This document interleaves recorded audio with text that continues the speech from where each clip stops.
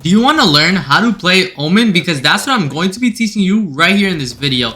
Welcome back to my Road to Ascendant series. If you learned something new or enjoy, consider subscribing. Whenever you have your ultimate and you use your ultimate to go to their spawn and you see an alarm bot, something you could do and catch you is just smoke the alarm bot off. So that way you could keep on flanking and they don't even know. And using this OMEN trick, I was able to help my team retake site, and I got 2 of them that round. Two yellow. Two yellow? Two yellow?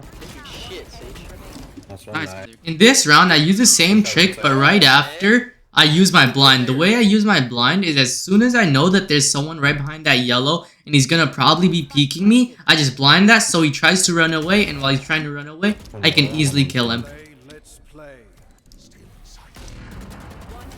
Nice. As an OMEN, you could sometimes lurk mid after you use your smokes to help your team. And then whenever you're lurking mid, try to pick one off. And then as soon as you pick, go help your team through mid. Whenever you have the opportunity to kill one, always try to look to see if you're able to set yourself up to kill another person. And just like that, we ended up destroying them and we won 30-4. Let's see how much RR we ended up getting. We actually ended up getting 20 RR, meaning we now have 54 RR and Platinum 1. Let's get into the next game. Whenever there's a sage wall, you could just teleport on top of the sage, as long as you know that it's safe. Always watch out for people right next to the sage wall just hiding there. Whenever your teammate's about to get a knife kill, it doesn't hurt to just let them get the knife kill. Don't be weird and just kill the person. Try to get your smokes ready before the barrier drops.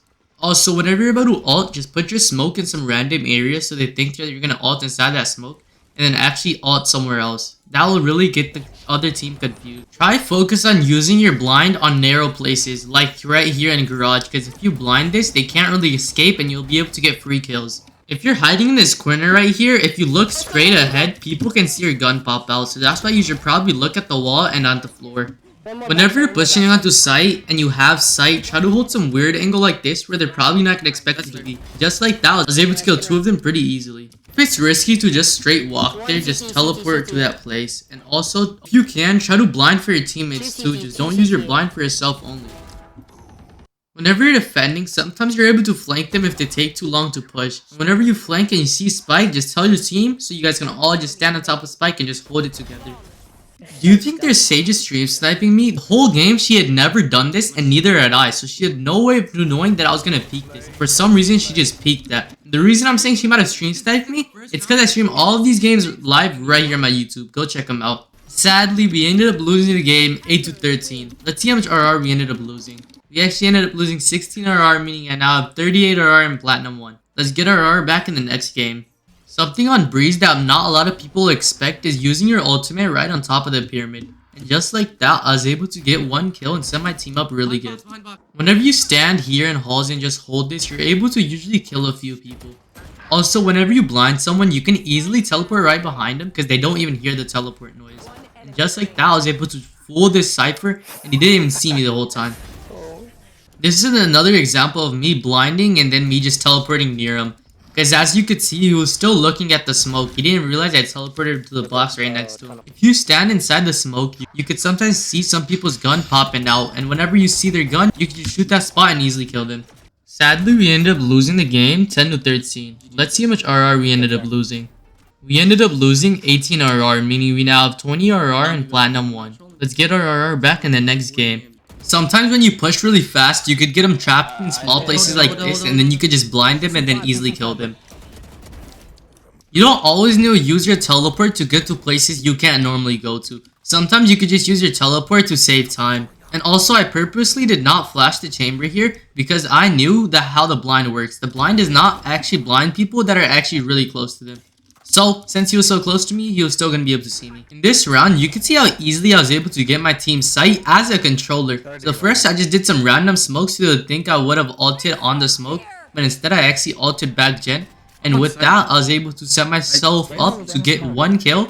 And then I blinded Heaven so I could just push Heaven, get another kill. And just like that, I'd set my team up to get free sight.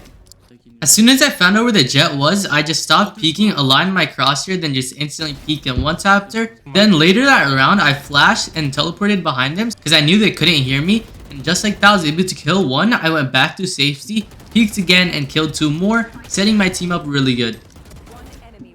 And then to finish the round off, I smoked off lane because I knew he would have to peek off of a smoke, which would help my team since we both are weak, but he ended up killing Killjoy. So then I was thinking about teleporting behind the dice, but it turns out he just jumped onto site and I easily killed him. In this round, you could see how I set my team up really good for a 2v1. What I really just did was take time with your shots. You need to take time with your shots because instead of just spraying all over the place, if you just take time and aim for the head, you will probably get more kills and win more games. When you're on an eco, what you could do is just hold one really short angle with the shotgun. So as soon as they peek, you kill them. And then from there, you could either smoke it off and get their gun or just back off. As soon as I blinded them, I just kept on spraying. Because when you have your Odin like this and you know where he is, he's going to have to eventually peek outside of the angle. So whenever he does, you're already spraying so you can easily kill him. Sadly, we weren't able to make it to overtime and we lost the game 11-13. Let's see how much RR we ended up losing. We actually ended up losing 14 RR, meaning I now have 6 RR and Platinum 1. Let's get into the next game. An Omen play you could do is as soon as the barrier drops, you could just flash out of this, peek, and just kill as many people are there. And then after that, since we had Spike, I just decided to push up a little more and just get a little more space, and I got another one. Then later that round, I tried to trade off my teammate. And, you know, since I have so good crosshair placement and aim, I, 1-2, killed one, and then I had another 1-2 and killed another. Always make sure you look at the team. Since I knew that they didn't have chamber or anybody like that, I knew that I could easily flank. And since I flanked, I ended up killing 3 of them, which really helped my team win this round. Something you can do in attack which will help you win a lot of rounds is just pushing really hard. Because whenever you push really hard, so that most of the time the other team doesn't even know what to do, which will help you win the round. In this round, I had my smoke ready before the round started, and then whenever I pushed onto site, I saw Raze, but then the smoke went up. I just sprayed wherever I thought she would be, and just like that, I was able to kill her. And then I thought I was in a bad position here. So whenever you're in a bad position with Omen, it's pretty simple. Just teleport out of this situation. And just like that, we were able to win the game 13-10. Let's see how much RR we ended up getting. We actually ended up getting 19 RR, meaning I now have 25 RR in Platinum 1. To keep this winning streak going on the next game.